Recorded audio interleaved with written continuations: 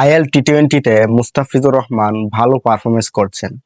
তার পারফরমেন্স দেখে ক্রিকেট প্রেমীরা এবং তার দলের অধিনায়ক অনেক বেশি আনন্দিত।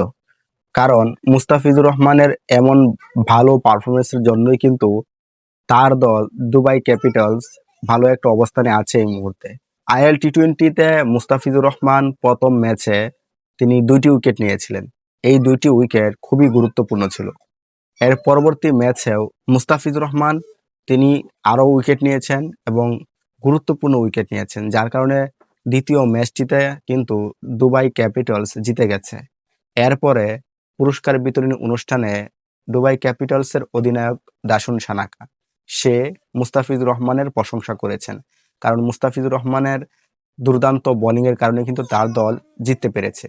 তিনি বলেছেন যে মুস্তাফিজুর রহমান দুর্দান্ত একজন বোলার এবং আন্তর্জাতিক ক্রিকেটেও তিনি দুর্দান্ত বোলিং করে থাকেন এবং ডেথ ওভারেও সে দুর্দান্ত, যার কারণে তার ম্যাচ জেতাটা সহজ হয়ে গেছে তার জন্য। তো দুবাই ক্যাপিটালসের হয়ে মুস্তাফিজুর রহমান আইএল টি-20 মাতাচ্ছেন।